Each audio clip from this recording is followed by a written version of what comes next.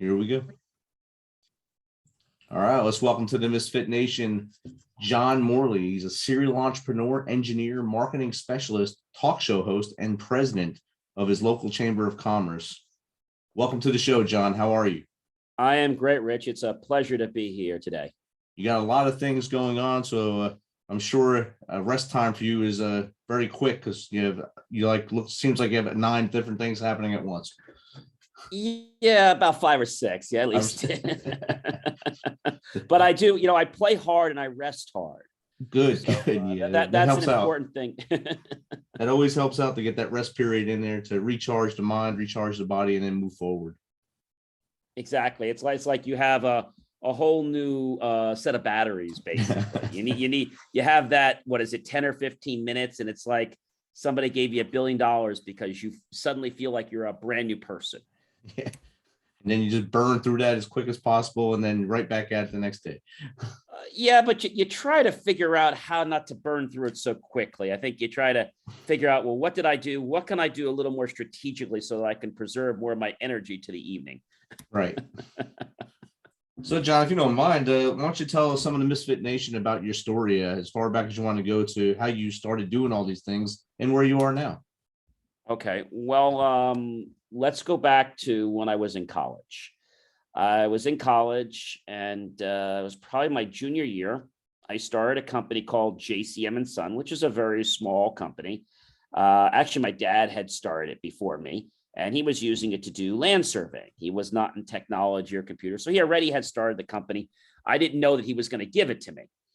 And so when I was in school, I started doing computer repair for like $5 I would charge on the phone, and it wasn't by hours, one fee. So if you had a problem that took me 2 hours, I was only charging you $5. There was no taking credit cards for this business. It was, well, cash when I see you, or could you bring it by at lunchtime tomorrow, or can I get it from you after class? There was no checks. It was just cash. And so when I went on site, it was $10. Prices have gone up a little bit since then, a little inflation. But again, it wasn't per hour. It was for the entire project. And I remember this one kid who I became good friends with. He had this DOS, disk operating system. We were into video games. And he called me and said he's having a problem with a game. And I was like, all right. He's like, can you come over? It's a real mess. So I come over, and it happened to be like, I don't know, 10 o'clock at night.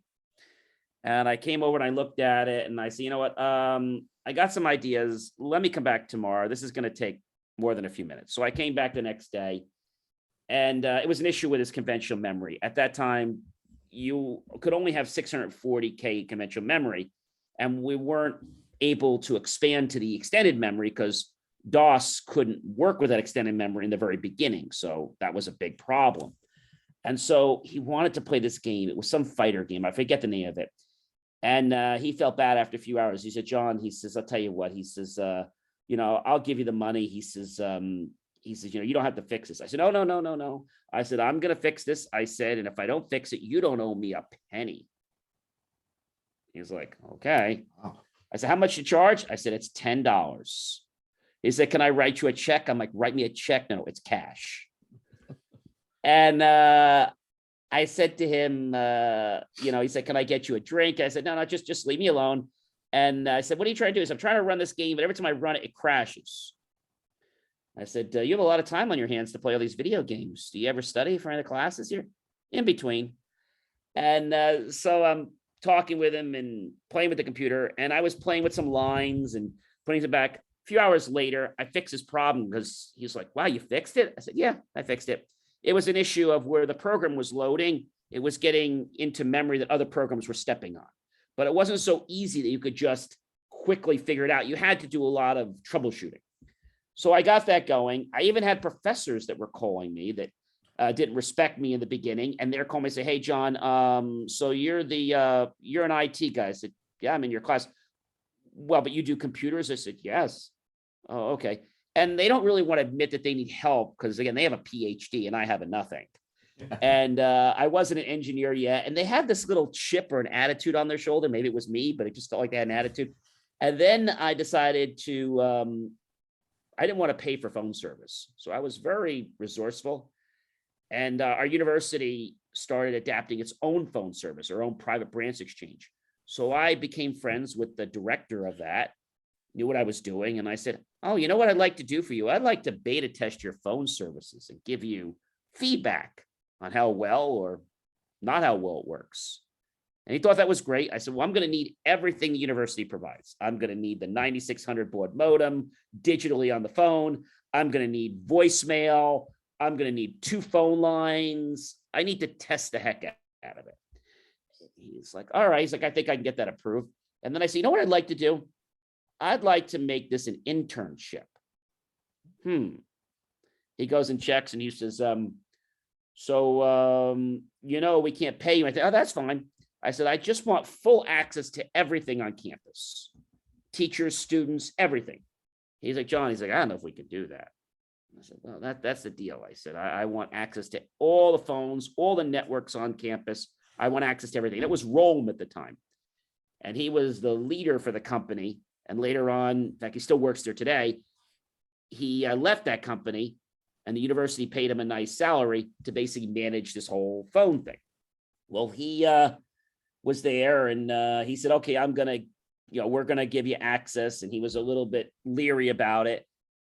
And I remember in school, I had a lot of people that would come to me and say, hey, John, I need help on something. But I was always a nice guy and I wanted to help people, but I didn't take care of myself. So I said, what am I going to do? So I decided one weekend to go into Telecom Central at the school. And I wrote what we call Morley Smoke and Mirrors. That was the name they gave it. When you dialed my campus phone number that was supposed to ring in my room, it didn't. I had that number changed to a pilot number. So when you called, you actually got like an automated attendant. No student had ever did this. So it's like, hi, this is John. If I'm not available, just leave your name and number at the beep and I'll get back to you. But what you didn't know was I was screening calls. See, I moved around campus. I did different things. I had a gate on my phone. So I had a really interesting feature. They gave me what they called ultimate forwarding. I could forward your phone or any teacher's phone or any premises phone without being at the phone. You know how dangerous that is? I could make your phone ring at somebody else's place without you even knowing that I did it.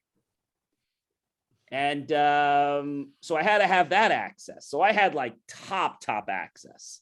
And he's like, if you do anything, he's like, you're going to be in a lot of trouble and you're going to lose this. I said, don't worry, I'm not going to do anything. I said, I'm just going to have a little fun. And so I created this Morley Smoke and Mirrors. So when you dialed the number, what you needed to know was you need a 4-digit code when you called me. If you didn't dial that 4-digit code, you never got me. That 4-digit code would route you to a number at my dorm that changed every day. I had a new rotating number that you could only dial inside of campus. So when I called professors, they had a fit. Well, John's at 860. Oh, don't even talk to us about John. His number's not his. What do you mean it's not his number? Well, it's complicated. What do you mean? Well, when you call him, he has a set so his number changes every day. What do you mean? Well, I dial him a reason. Yeah, but it's really complicated. You'd have to talk to him. I don't even want to get into it. I don't even understand it. So people couldn't get me, but then I realized I wanted to be able to reach some people. So I set this up so when I would go around campus, I could forward my number to another number on campus wherever I was hanging out. If you didn't dial my number, you never got me, always got voicemail. But I said, you know what? I'd like to help some people sometime and take all my calls. So I would dial a special code and you didn't need my code. So that was kind of where it started. And it was then that I realized that I want to take this company to another level. I remember before I graduated wanting this modem that was like the talk of the town. It was called a Prometheus modem. And at that time, I think the modem was somewhere around, I don't know, $400. So I decided that was a lot of money. So I called the people who make it almost every day because they really wouldn't talk to me because I was a nobody. I wasn't a distributor. I wasn't a computer. I was nothing.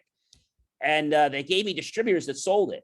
The distributor said, we can't help you. You don't have an account. I would call them every day. Finally, the lady says, look, I'm going to tell you how much it costs, but you still can't get it. I said, okay, how much does a $400 modem cost? Let's presume that I have an account with your company.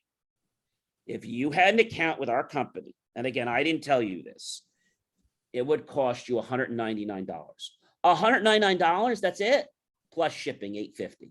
So you mean that $450, that's what you would, and then you'd have to get a TID. What's a TID? Oh, you need a tax ID number. I'm like, oh, I got to get a tax ID number. Oh, wow, I better go get one of those. So I didn't realize that caused a liability. So that didn't happen until after I graduated.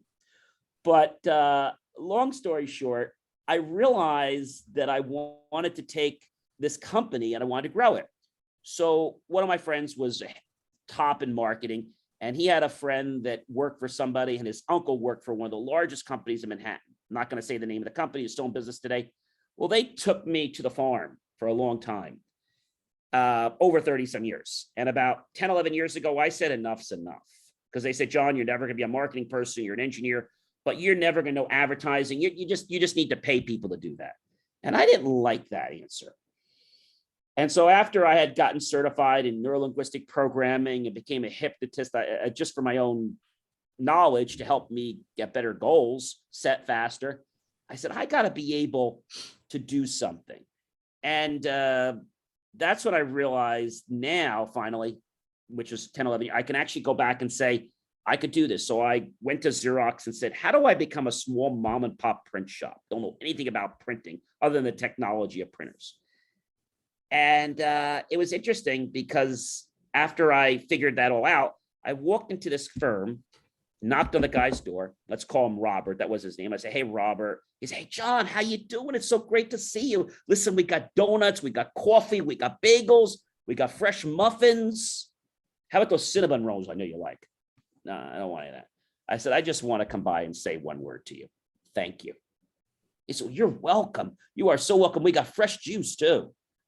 Okay, thank you. And we're done. I didn't smile, but he's like, we're done. I said, thank you.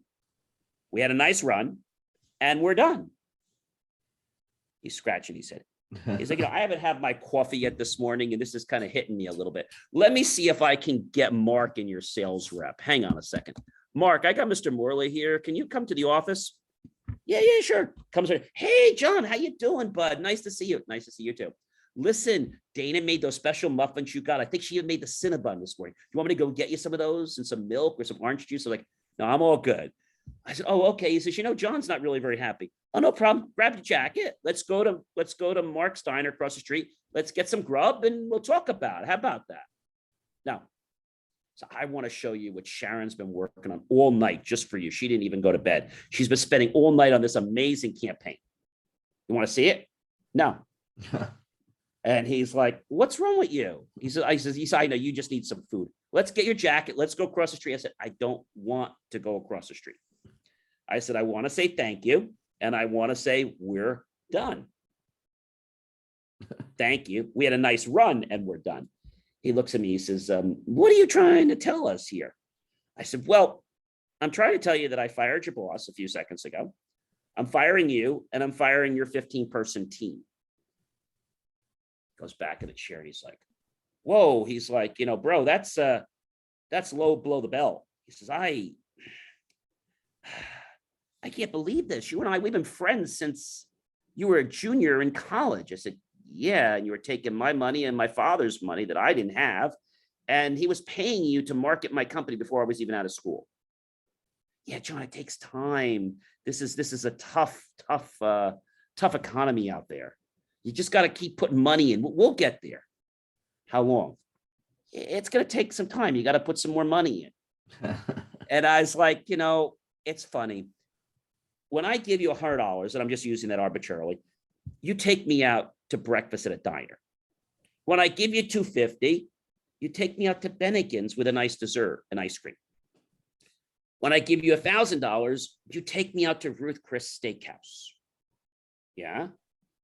It's funny, when I said I was sending you 100 and I sent you 1,000, you canceled my breakfast. You made some excuse that your kids were sick and that your wife had no car because she had an accident and they had to drive to the doctor's office and you were the only one that could do it.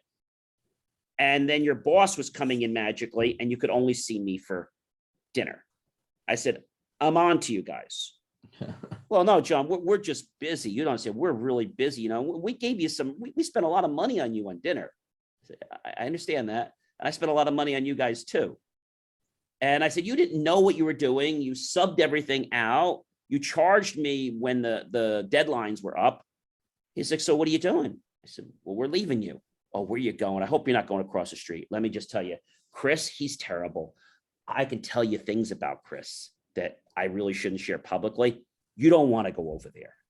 He's not good with those big accounts. And trust me, he's going to just give you such a bad reputation. Don't go to Chris. We're not going to Chris. Oh, where are you going? You're going to Phil? Who's Phil? The guy all the way down the end of the block. He is 10 times worse than the guy across the street. And if you think we're bad, oh my God, he's horrible. He is so horrible, and he'll promise you everything, and then he won't return your calls until you pay him. I said, we're not going to Phil either. He said, what are you doing? You're not going to somebody in Jersey. I said, yeah, I am. Oh, dude. He's like, I feel for you. You just don't know what you're doing. You need some help. And I want to help you as a friend. I want to help you. He said, who are you going with? I said, I'm going with a company in New Jersey. They're in a little tiny town called Franklin Lakes. He said, you're in that town. I said, I live there and I have a business there. Well, where's the business? I said, it's across the street from me. Oh, what's their name? Neighborhood Publications.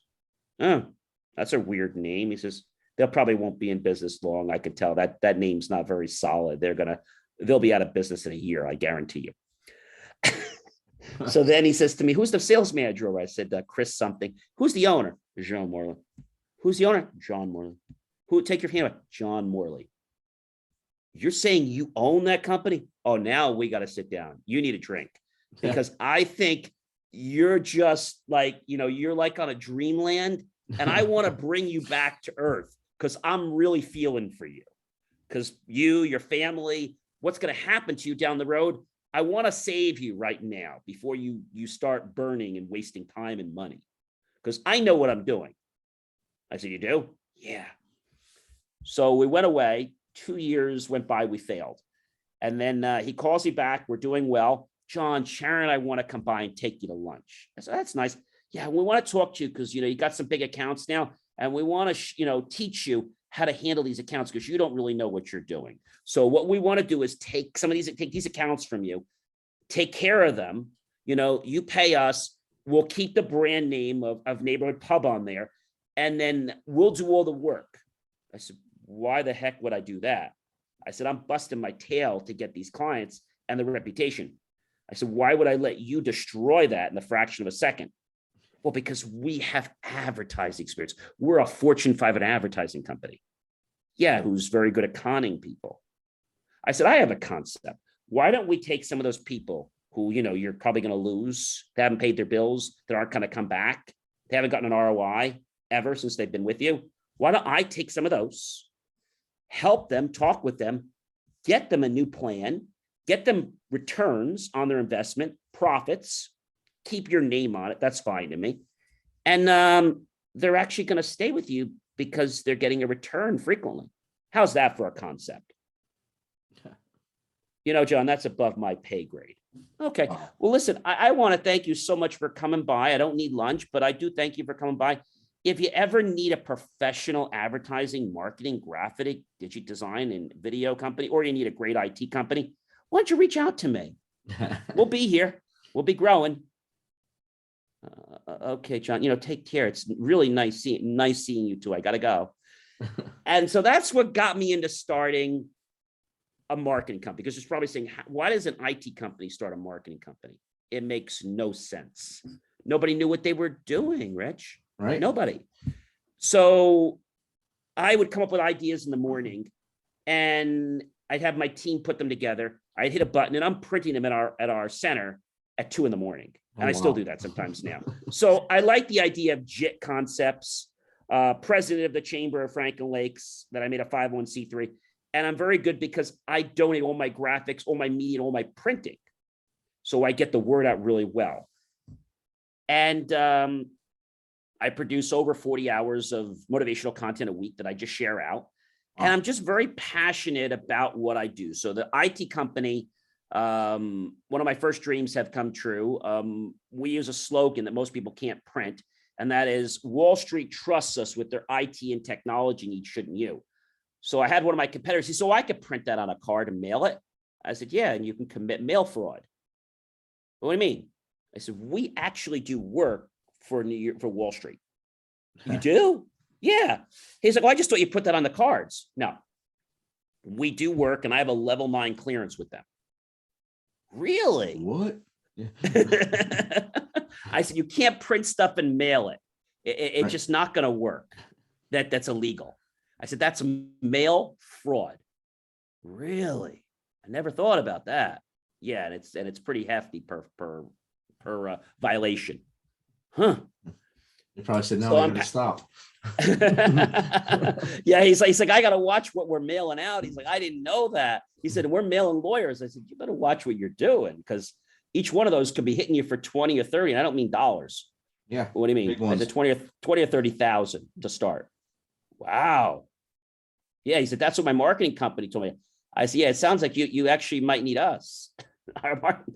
So I got very passionate about that. And the thing about us with IT, Rich, being an engineer, I don't sell people what is going to make me a lot of money. I get them involved with what they need. So I specialize in companies between 20 and 500 users, do medical, pharmaceutical.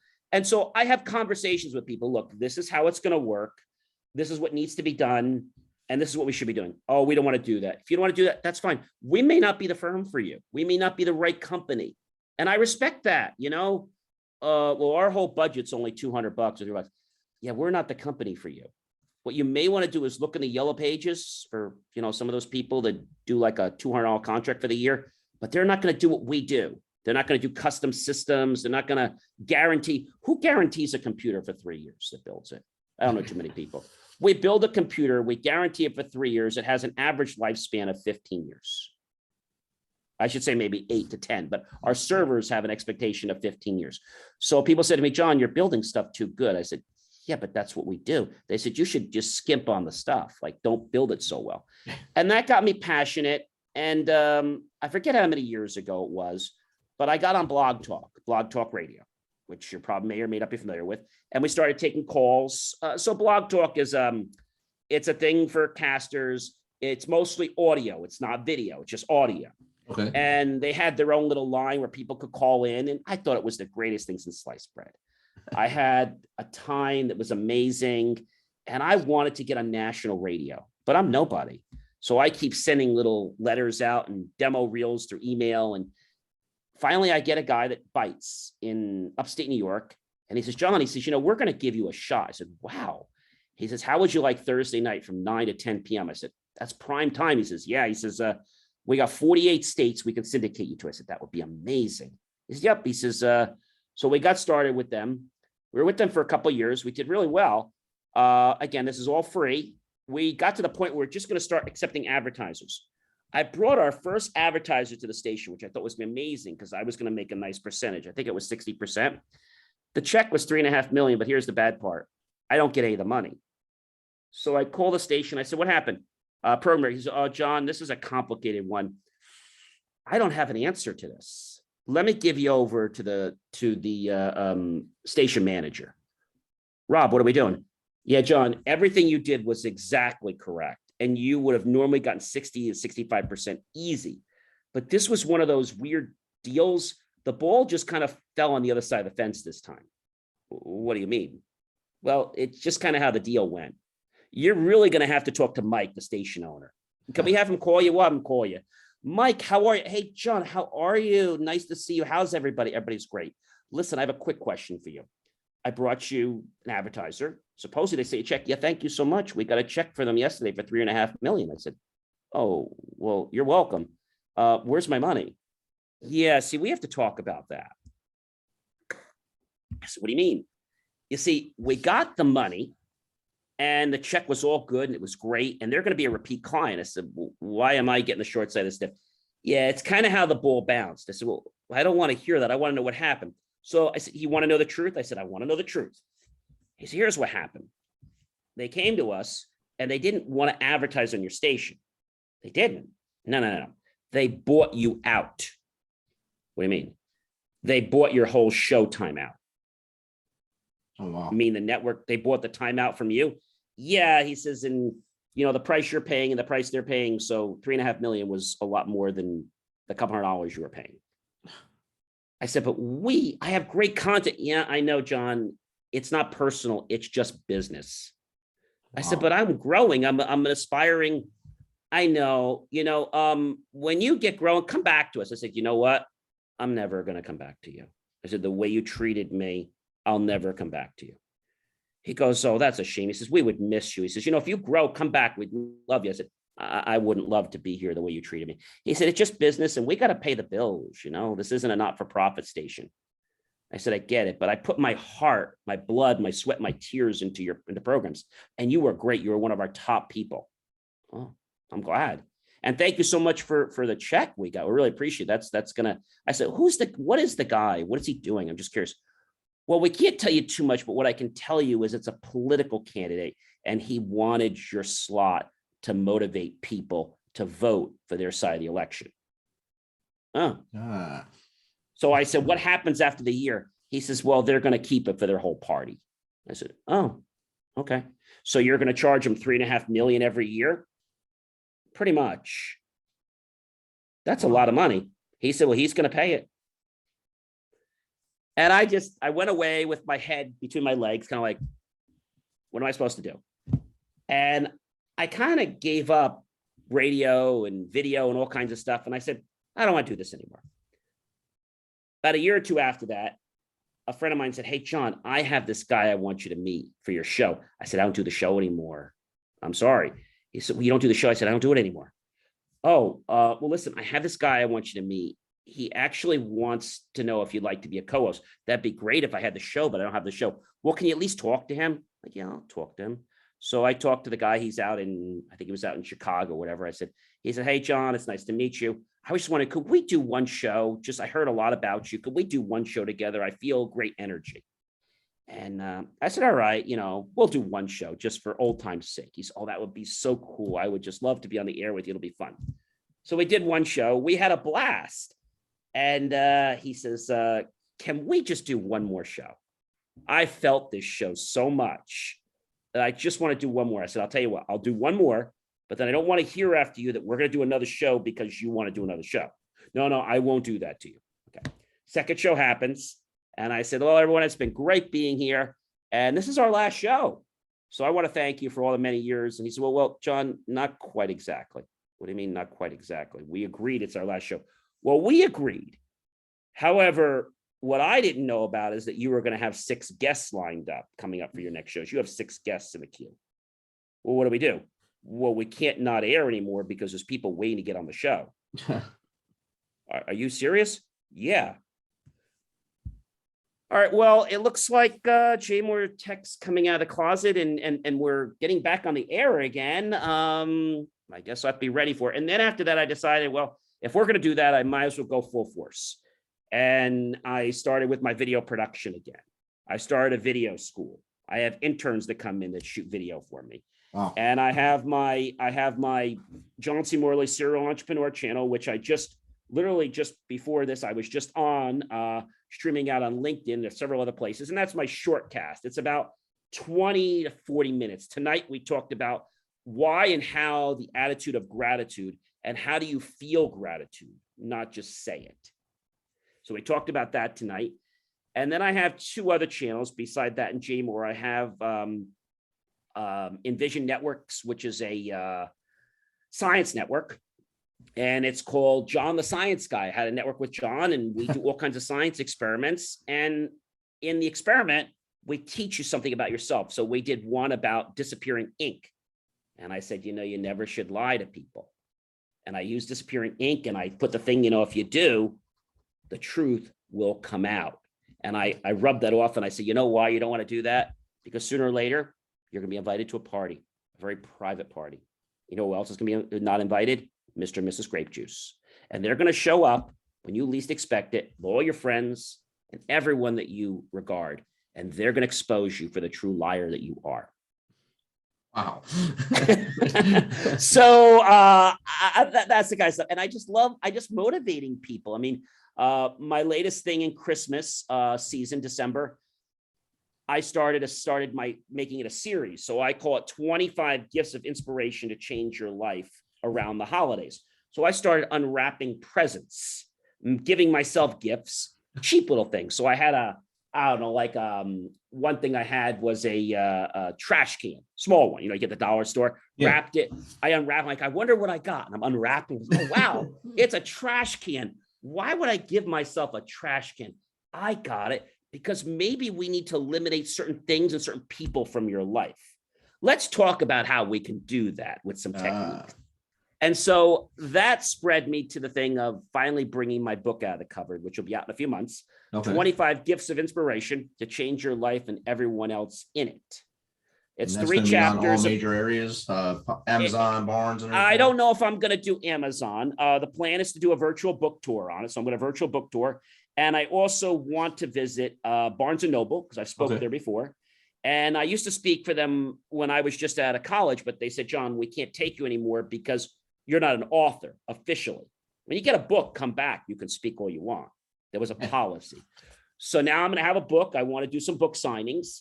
And I really want to get more into coaching. And then we're going to develop workbooks that you can only get if you hire me to do coaching for your company or for your group. Okay. And that's kind of where I want to go. I want to show people that you have the ability to change your life. And there's one that I want to share with you, and it's a great one. So if you take your hand and you take your either hand, dominant hand, and you take it and you put it together just like this, and if you hold that together and just kind of pinch, and you think about your life, what do you want in your life? Do you want more money?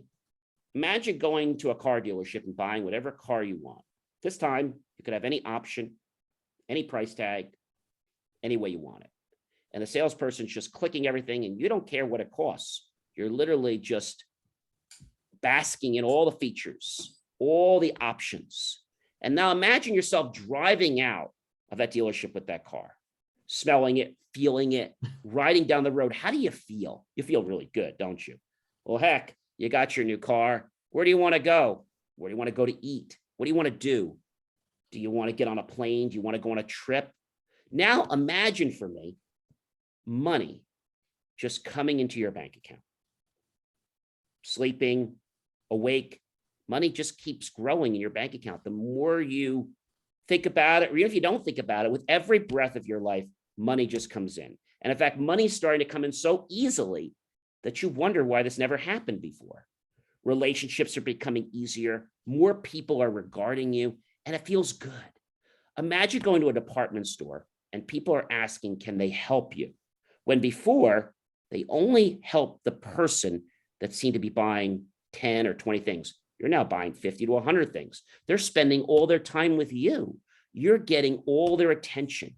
You go to a play, and suddenly you're not sitting in the first row. You're sitting in the VIP section. You go to a ball game, or you go to a football game, or a softball game, or baseball game. You're sitting in the VIP glass booths. Imagine how that feels. But not only are you sitting in there, it's your booth.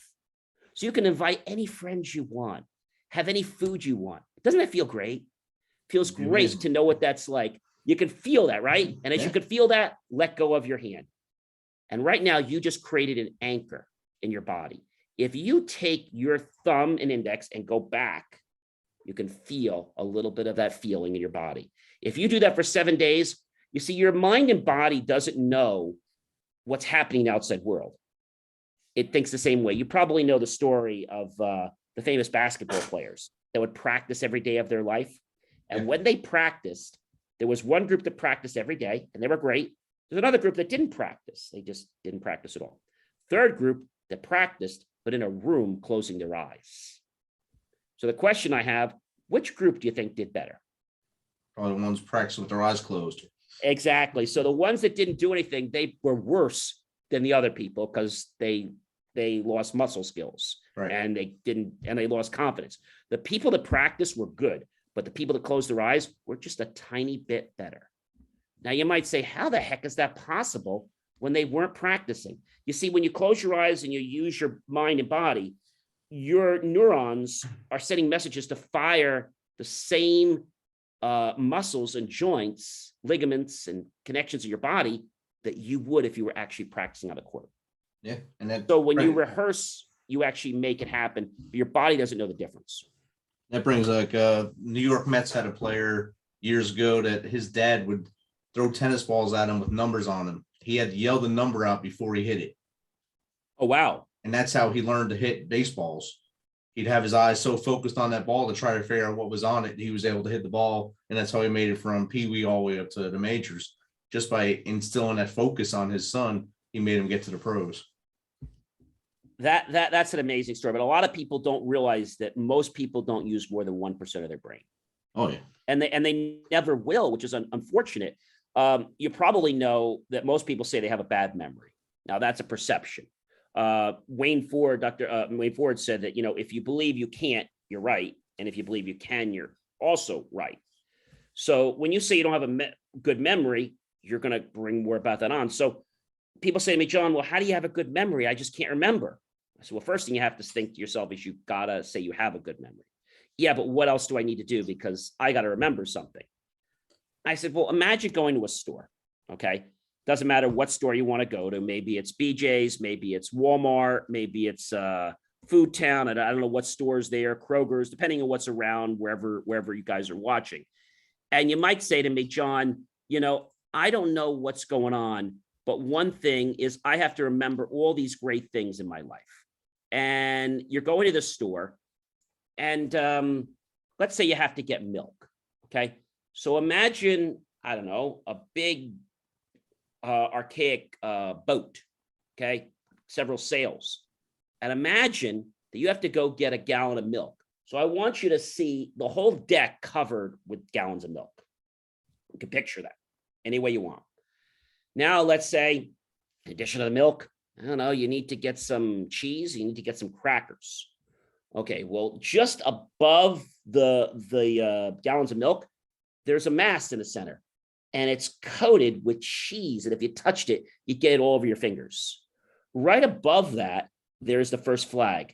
And there's some crackers that are just all over the flag, boxes of crackers. So now you got your crackers. What else do you need? I don't know. I really need some watermelon. So just above that, there's a little bit of a round dish. And you see people taking watermelon and throwing it at the other pirates trying to attack the boat. Above that, you realize that I would like to get some ice cream. So on the tippy top, you actually see a big, gigantic flask or let's say container of ice cream, but not just any ice cream. The ice cream is actually tipping over and it's actually vanilla and chocolate and it's literally pouring over somebody's head if they were walking by it. So now that was kind of fun. But if I asked you, what do you have to go get at the store? First thing on the boat was what? Milk. Milk. Pretty easy, right? Yeah. And what do you have to get next? So there's the milk and there's that pole. What do you want to not touch or you have to touch it on your hands? That cheesy stuff on the cheese. And if we go up there, there's that sail, right? Yeah. And what's basking in that sail? The crackers. The crackers, yes. And if you remember going above the crackers, we have that round thing. And these people are throwing this, right? Yeah. They're throwing watermelon at the pirates. Yeah. And above that, what's pouring down on people's heads? Vanilla and chocolate Haagen-Dazs ice cream. So you see, you just remembered that. You have a great memory. When you make things funny and ridiculous, you'll remember it. Yeah. And this goes to an important point that I want to impress. So I'm actually a ham. Now, nothing you eat. A ham is a volunteer ham. I have my tech, which is emergency management. It's a radio operator. They're all over the world. And this past Sunday, I studied and got my general. Now, I made an intention right before Christmas that I was going to get my general. It was not easy to do. And I went to the class. I kept studying. Before I was studying, I got to the class. And I was practicing every night till 1 o'clock. It was Friday, it was Saturday, and it was Sunday. And people in the class weren't taking it seriously. They were naming the questions, and I'm like, B as in Bravo, C as in Charlie. We got to a point in the class, and the instructor's like, can anybody except John answer these questions? Because you guys are taking a test here. John's not going to be able there to give you the answers. And I'm spitting them off. And the test comes. And I get the test and I fill it all out and I'm done. Second person. I said, oh, I went too fast. I'm the second person. I better check. It was one of these SRA tests. We had to have the dots. And they take the test away from me when I tell them. And they give me another test again. I was like, oh, I guess I didn't pass. That's a surprise. And I'm going through the things. And I'm like, wow, this time there's 50 questions, 37. I didn't even look at the name of the test. The test said extra on it. So at the end, I didn't pass that test because I didn't study it. I said, what happened? I guess I didn't get it. He said, congratulations. I said, well, there's no way I passed. He said, oh, you got your general. Said, what was this? Well, you had a perfect score. So whenever that happens, we just give you the extra test automatically. I said, holy gee. I was like, because the same thing happened to my friend next door. And he got another test. And I was like, yeah, probably same thing happened to me. He got another test because he went out with a head between his legs, like he didn't pass. And it's like, well, what do I do? Yeah, you can go do some research online. And nobody took it seriously. So when you have an intent to do something, it doesn't just magically happen, but it gets your RAS, your reticular activating system, in gear to do it. If you were to, let's say, buy a new car, new model, right? As soon as you get out of the dealership, the first thing you notice is what? That car is everywhere on the road. Like yes. You're not the only person that has it, right? I thought I was the only one buying that model. Like there was no one on the road. Now there's like every freaking car is that model, every other car. Why is that? But then my friend goes and he buys another kind of car, but he says his car is every car on the road. Why is he seeing all cars? And no, there's more of my cars, more hit cars. Well, there isn't. It's that my reticular activating system is focusing on what I have, right, or what I'm thinking about. So that's the problem in life. Our RAS is not designed to make us successful. It's actually designed to keep us safe. See, that's the biggest thing. And when it keeps us safe, it doesn't help us become successful. So you have to kind of play with it and let it dodge a little bit and kind of go out of that safety. You have to push the envelope a little further. And I feel that if people do that little bit by little bit, they'll become more successful. But most people just think, well, you know, I did this, I meditated, I thought about it, I wanted this. I didn't get it. I said, well, did you get inspired action? Yeah, but I'm just waiting for it to happen. I said, well, you have to take inspired action. There was a story. I'm not going to mention the person, but it was a religious story. And the person said, you know, can you help me? And so all of a sudden, the person somebody comes and says, can I help you get out of the well? He says, no, I'm waiting for X to help me. Okay. Another person comes along with some other way to get them out, some other type of device to get them out of the hole. Oh, no, I'm waiting for X to help me. Okay, you're good. We're good. Third person comes along and he's like, you need help? No, I'm all good. Yeah, I brought a chain to help you grab to pull yourself up. No, I'm all good. So at the end, he's almost drowning in the well. And the person comes back and says, why didn't you help me? Well, I did. The last person that came, actually, the fourth person came and brought a ladder. And he says, I gave you this, a chain to this, and I gave you a ladder. He said, I did help you. Yeah, but I was waiting for you to come. Well, I sent my help through other people. So I think sometimes we're expecting something to come in one way, but we're not open to the way it really comes. And that leads to an interesting point to what I was saying about the course. That course wasn't easy. But if you can have a foundation, okay, whether we're talking about mind, we're talking about family, loyalty, motivation, if you can have a good foundation, if you don't have a solid foundation, what happens to your house? It falls apart, right? So if we have a solid foundation, and if we're able to start with something, maybe you're looking to be, I don't know, or you're looking to be a chemist, but you don't know anything about chemistry. But you know that you spent time with your great grandmother and she showed you how to mix and bake. Say, okay, so you baked before, right? I did a few times. So you know how you have to mix the different ingredients together and then you eat it? Well, chemistry is very similar. You mix other things, you just can't eat them, and they're dangerous, but you're still mixing. So now that I built upon something, you know, you're like, oh, I get it. So when you add the acid to the base of it, right, what happens if you add it too fast? You burn it. So you kind of make those analogies. And that's why most people don't learn. It's like, I can't figure it out. They got to figure out what they know that's a commonality. And then you could learn anything. Make it familiar so they learn it. That's the best way to do things. Memory in the Army, we used to do the Kim's test a lot. We did have a pitch black room. You go in there, turn the light on for 20 seconds. You have to scan the room, turn the light up, go outside and repeat everything you've seen there. Describe the room. And you got to keep doing that until you can, the muscle memory taught you to scan that room as quick as possible to get as much information, get that recon done and come out. And it helps soldiers a lot, even after they stop doing the dark rooms. When we get into battle in Afghanistan or Iraq, they were able to go in places and identify everything they've seen immediately because they were so used to practicing that familiarity of going in there in shock and awe, blackout and then on, lights off, lights on and go, that they became muscle memory and familiarity of learning to do things on the fly. So it became like second nature to them. Yeah. And this is the same thing that we can do with anything in our life. Like I told you about the anchor. I told you about gratitude. One of the things I do every day, and I encourage people to do this, I tell people, whether it's a ring or it's your watch or clothes, whatever, when you take something off at night, practice the attitude of gratitude. When you put that back on in the morning, practice it again. So people say to me, John, I don't have anything to be thankful for. I have a job. I'm not happy with it. I'm in a third marriage.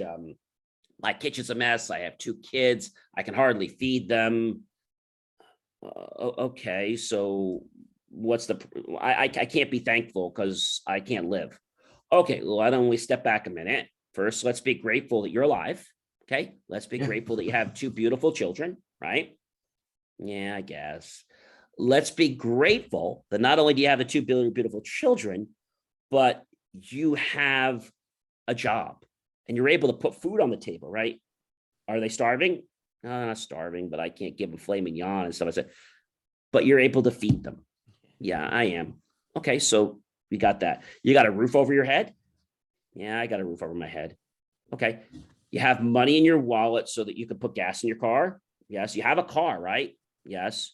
You have parents that are alive and that love you? Yes. Grandparents? Yes. You got a lot to be thankful for. Yeah, but John, you don't understand. You have carpet, you have clothes, you have heat at home. Yeah, I have all this, but you don't get it. No, what don't I get? You just don't get that I don't like where. Okay, I understand you don't like where you are right now. I respect that. Be grateful for where you are now and what you have. And more, I promise you, will open up in the future.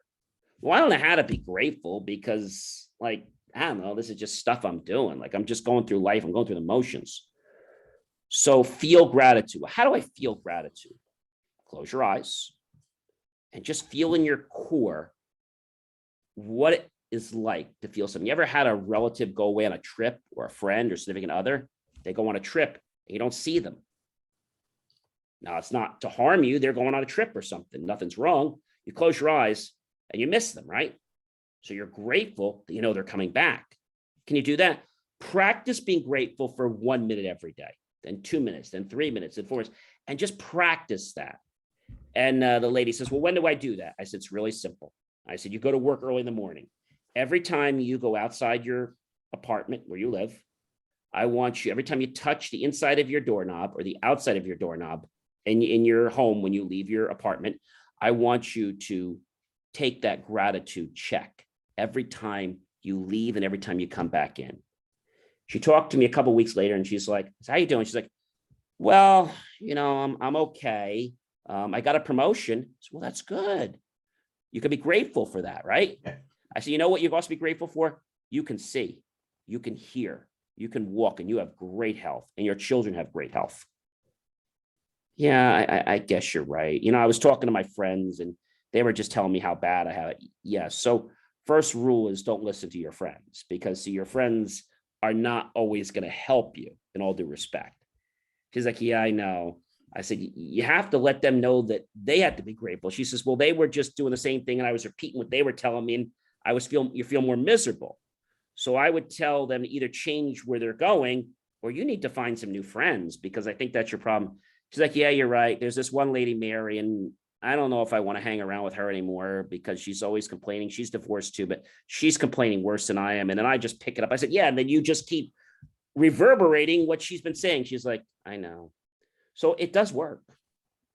Definitely. And I think you add that with having a victory every morning. So you wake up, you make your bed. That's a victory. The first victory is I love that. the first victory is actually waking up. The second victory is making your bed. You just accomplished two tasks in one day.